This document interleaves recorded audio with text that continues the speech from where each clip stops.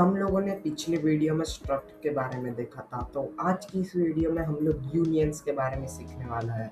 तो मैं वीडियो चालू करने से पहले आप लोगों को एक हम्बल रिक्वेस्ट करता हूँ कि अगर आप लोगों ने इस प्लेलिस्ट को एक्सेस नहीं किया है तो आप लोग इस प्लेलिस्ट को एक्सेस कर सकते हो।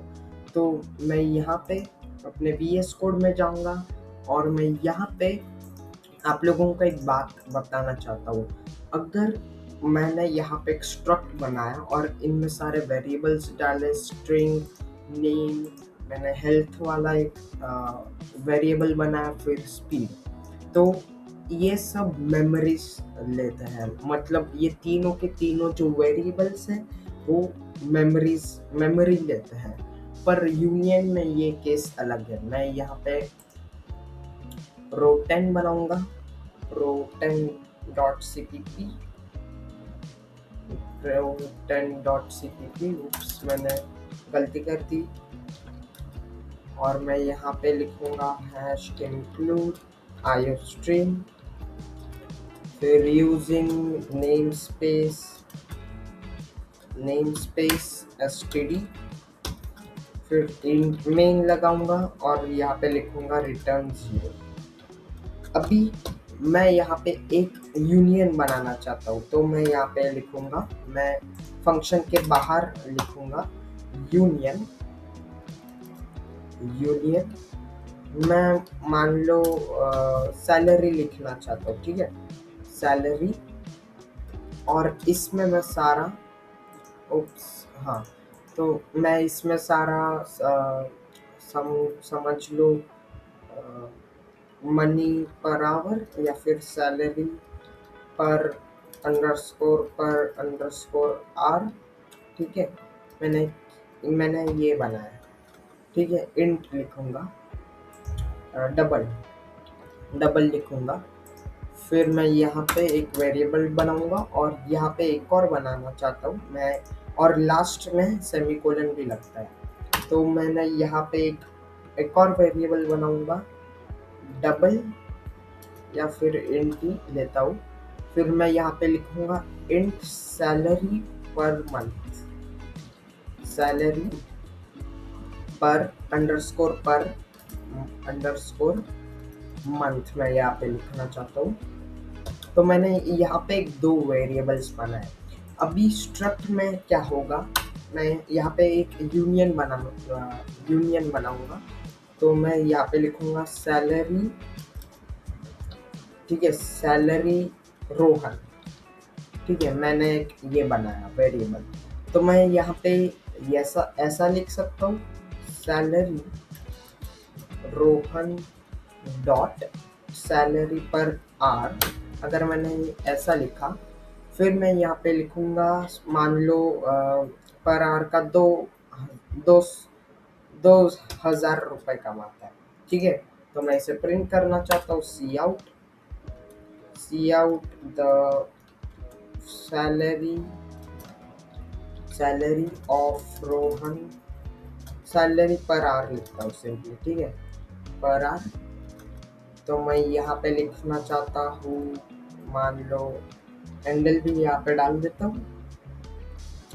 तो मैं यहाँ पे क्या कर दूंगा, रोहन डॉट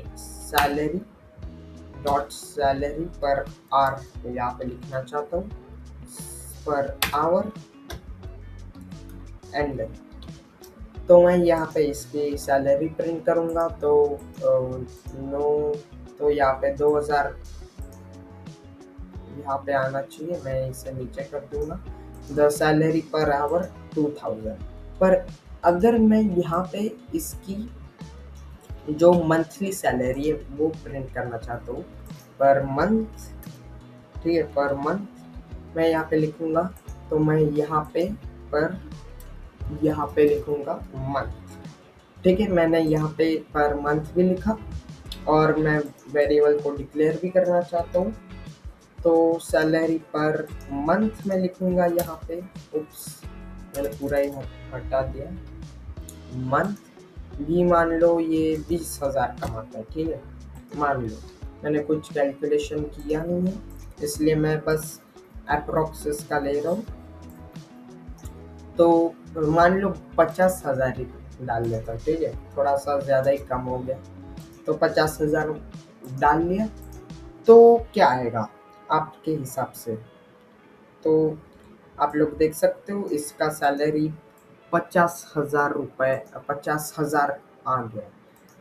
ठीक है, तो मैंने ये दो वेरिएबल्स बनाए। पर गाइज यहाँ पे अगर आप लोग कुछ नोटिस करेंगे तो यहाँ पे जो डबल है, तो ये डबल इंट से ज़्यादा मेमोरी ले रहा है।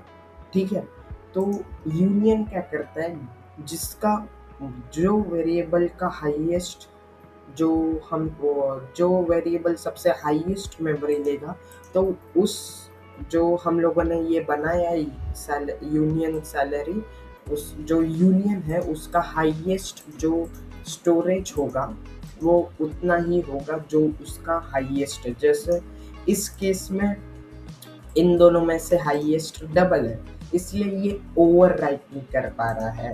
इसलिए मैं क्या करूँगा, जो मेरा सैलरी पर मंथ है मैं उसका वैल्यू बढ़ा दूंगा, जिससे ये ओवरराइट हो जाएगा और ये मुझे कुछ भी गार्बेज देगा।